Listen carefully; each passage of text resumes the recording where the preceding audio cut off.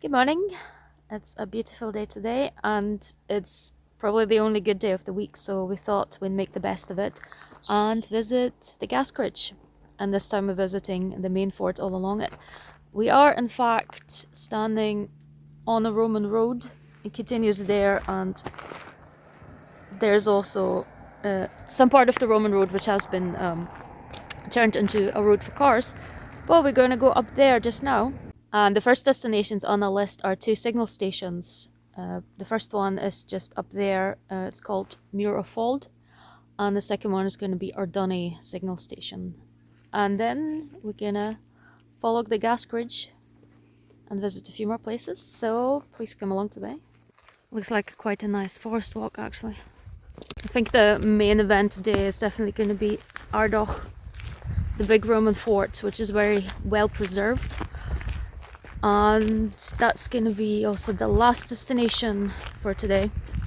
We have already visited Fendoch, one of the Glenblocker forts, and this time we're hoping to visit some of the main forts that are along the Gascoigne. And there's another Glenblocker fort called Beaucastle, which is near Callander, and that's where you have another Pictish fort just nearby, so hopefully we'll do that soon as well. Now I want to point out that there's a wall here, which may or may not have something to do with the Roman road. Why not? So here we are at the first site.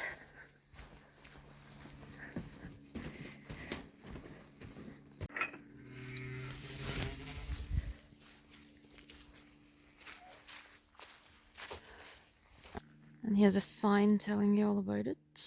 Let's have a little read.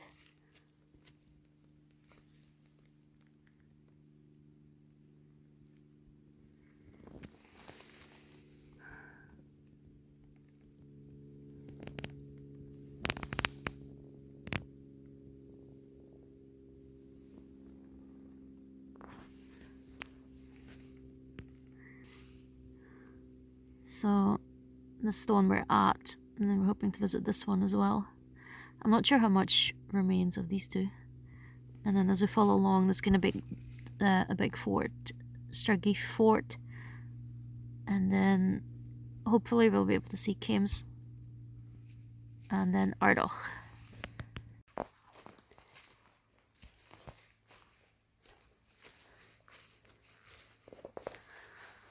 Well, it's pretty big, I would say. It's a lot bigger than the signal station that we found up at the small glen. What is the Gascoigne? Simply put, it is the frontier of the first Roman incursion into Scotland under General Agricola in the later 70s and 80s of the 1st century AD. Emperor Claudius started the Roman conquest of Britain in 43 AD, though in actuality the Romans were invited by local kings who had been ousted from their positions and wanted help to get their power back. Following an expansionist policy, the Romans established camps all throughout Britain. It wasn't until the late 70s that Agricola, named governor of Britain under the Flavian dynasty of emperors, had subdued the southern tribes and could attempt to expand into Scotland.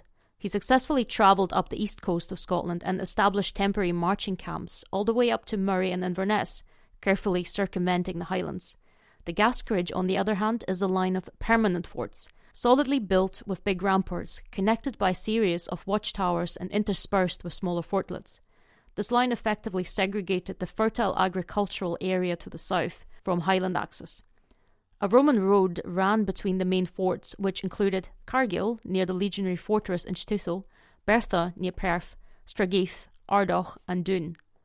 It followed the line of the Highlands in safe distance. So-called Glenblocker forts and signal stations closer to the Highlands, such as Fendoch, could give warnings of any incursion or raids coming from the Highlands, giving the main forts enough time to prepare.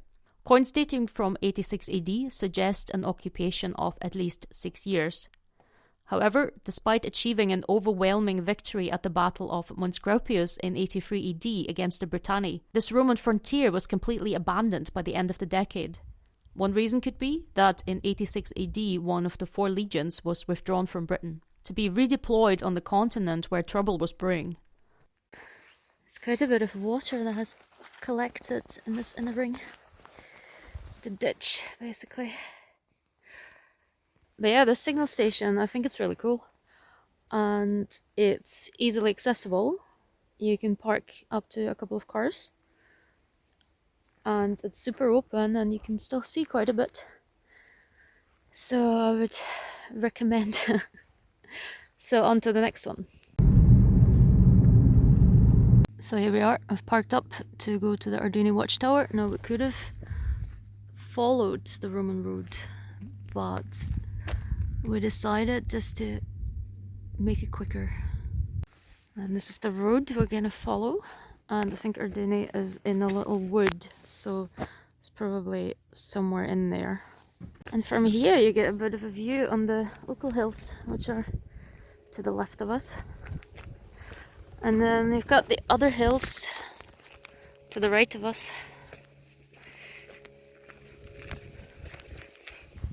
Somebody's curious. There's some leftover stones. Need to remember that we are walking along a Roman road after all. So here you also get remains of that wall running all along the road. So I think it's reasonable to assume that it is a feature of the road. We have found some more cobblestones, which are probably from the Roman road.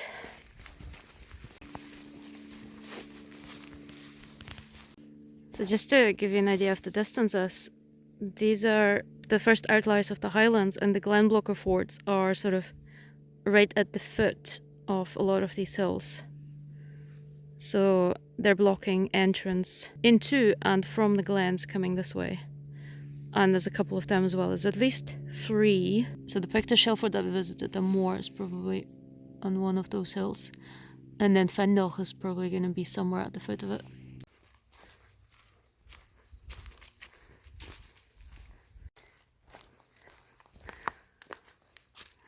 So here we are at Arduni Watchtower.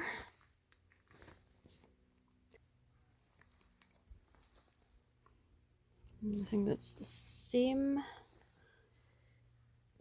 information for the most part.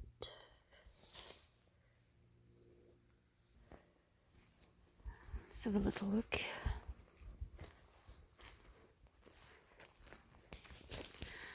You can once again see the ring, but everything's a lot flatter than the previous one, the previous watchtower.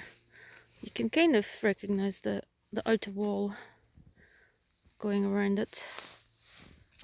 The Romans withdrew as far as the Tyne and Solway rivers. This new frontier would eventually become Hadrian's Wall in 122 AD, built under Emperor Hadrian. He was succeeded by Antoninus Pius in 138 AD, who once again attempted to put Scotland under Roman influence.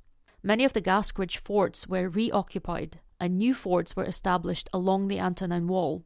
After the defeat at Mons Graupius, the local tribes had resorted to guerrilla tactics and continued to do so, eventually causing the Romans to abandon the Antonine Wall and to fall back to Hadrian's Wall by 160 AD. Once again, the Gascoigne forts stood empty. So I just put up the drone very quickly just to get a view of the circle. But even from the air you can't see much more than you can see from the ground.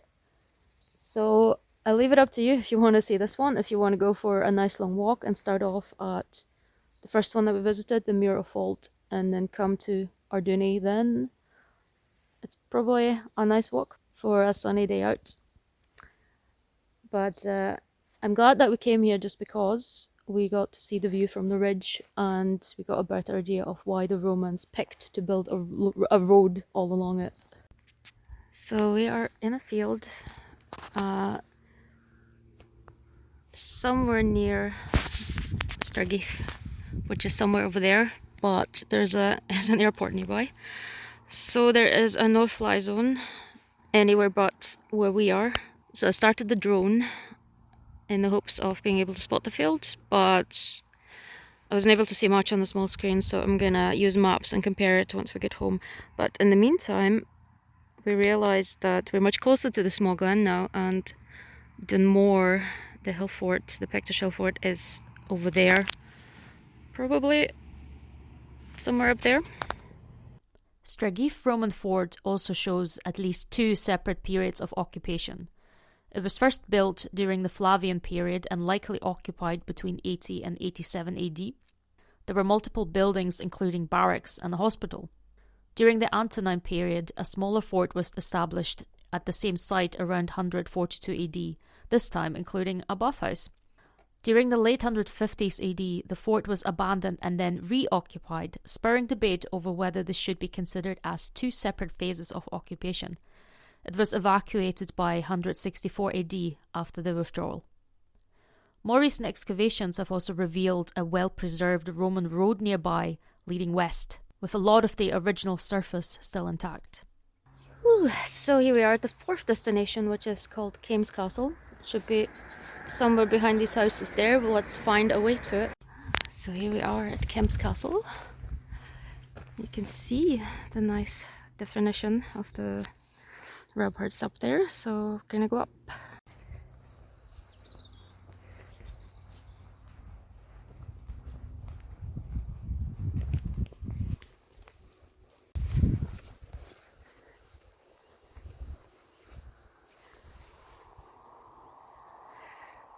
It's a reasonably sized. It's got the pathway marking the inner side, and then there's a bit of an outer wall as well that you can see from the air, and you have a beautiful view of the mountains as well.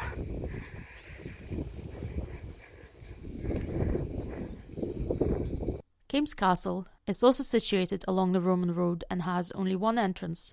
It seems to have been carved out of a natural mound of 6 to 15 feet in height, and thus has a slightly unique shape with square inner ramparts and a more circular outer wall and trench. The spoils from carving the mound were seemingly incorporated into this outer wall.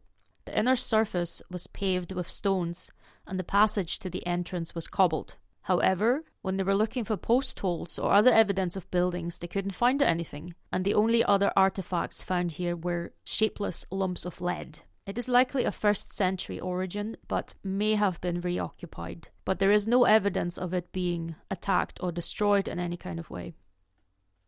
Oh yeah, can you see the wall there? I'm just running along there. And here's the inner wall. Oh, there you see more of the wall.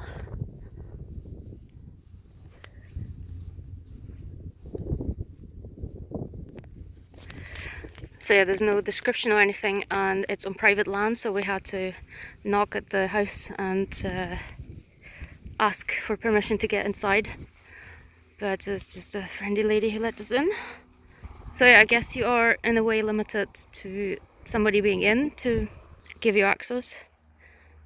But if you can, if you're visiting multiple forts and you're on your way to Ardagh, I think it's a nice little stop. Ah, here's the Roman stuff.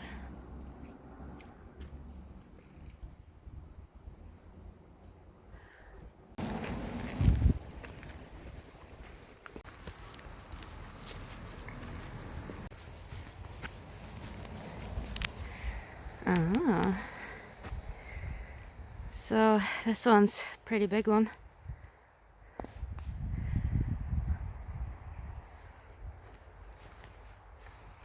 So this could be the remains of the medieval church that was mentioned, I think 14th century or something.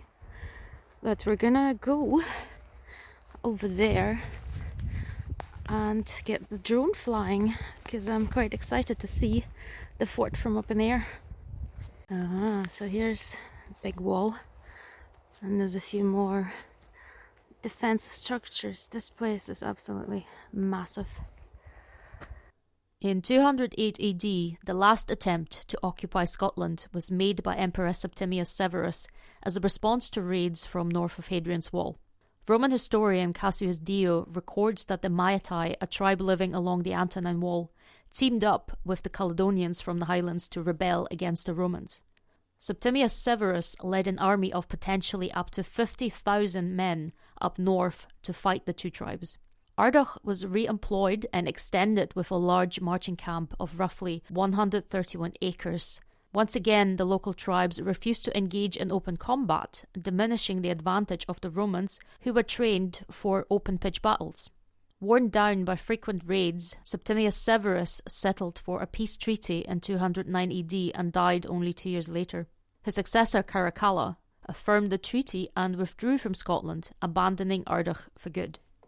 It is plain to see just how well preserved Ardagh is, not only compared to Roman earthworks in Britain, but even in the entire former Roman Empire. Just like Stregheath, Ardagh was first built during the 1st century AD, mainly using timber, then abandoned and later reoccupied. Especially from the air, it's easy to see the difference between the earlier Flavian fort, which is longer in shape and about 6.2 acres in size, and the Antonine fort, which was built on top in a smaller squarish shape of 4.8 acres. During the Severan campaign of the 3rd century, even more annexes and temporary camps were added to the north of Ardagh. The crop marks of these marching camps can still be seen in the fields, for example at Blackhill, which also has a signal tower. Up to 6 marching camps overlap in that area, dating from any of the 3 stages of occupation. On Ptolemy's map of Scotland, Ardagh has been tentatively identified with Alauna, and Stregheath has been identified with Victoria. Alauna, associated with the territory of the Damnonii tribe, possibly comes from the River Allen. In the 17th century, a tombstone was discovered which references the presence of the first cohort of Spaniards, an auxiliary regiment which consisted both of infantry and cavalry, just to give you an idea of who was stationed at Ardagh. So, why did the Romans, who by all accounts were superior in military technology and manpower, do so poorly in Scotland compared to the south of Britain? Why did they decide to give up on Scotland and retreated behind Hadrian's Wall? A theory by D.J. Wollstonecraft suggests that this is to do with the inability of the Romans to centralise power in Scotland. If you think about it, the Roman Empire is a massive centralised state. Conquest of new areas was done through turning local kings into vassals or client kings, a strategy which in turn relied upon the local kings to hold a certain amount of centralised power over the kingdoms.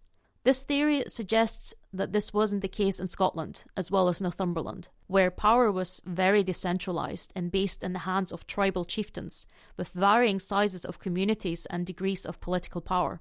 Even if they could win over one chieftain, there could still be more chieftains opposing them. South of Hadrian's Wall, the process of civilization building and centralisation of government had progressed much faster than up in the north, perhaps due to the proximity of the continent and more frequent cultural and material exchange. Iron Age Scotland, on the other hand, consisted of dispersed homesteads. Chieftains, who likely lived in hill forts, often only had a small community around them, creating a patchwork of tribal territories. Roman objects do show up on the archaeological record in the context of locals' everyday lives, be it through trade or raid, but nowhere near on the same scale as in the south of Britain. So the Romans were faced with fairly conservative and tribal people with common customs such as cattle raiding and guerrilla warfare. Perhaps the lack of progress of these campaigns resulted in enough frustration and loss of manpower that the Romans felt it simply wasn't worth it, delegating Scotland to the wild fringes of the empire. We're having a great time relaxing here on the wall, but now it's time to get up and walk around a bit. I think we're going to walk around the whole parameter of even the bigger structure, and then we're going to go home. But let's do this one more walk.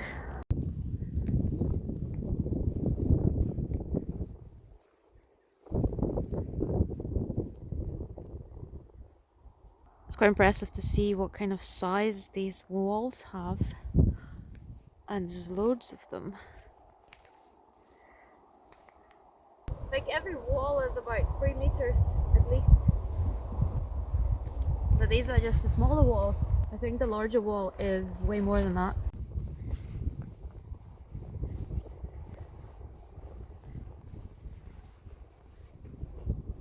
So we're about to re-enter the confines of the fort. This is the outer wall on the pretty much the other side. And here we have the interior wall again. A there. Oh, look at the size of that ditch. So that's pretty much us. We're on the way back to the car and we're going to go home. I hope you enjoyed our day out today to places in the Gascoigne. And if you haven't seen any of the other Roman themed videos, please do. I will leave a link down below. I hope you have a great day. Let me know if you've visited any of these forts yourself, whether you would want to. Do you like the Romans? Do you hate the Romans? Are they completely overrated? And give me a thumbs up if you enjoyed.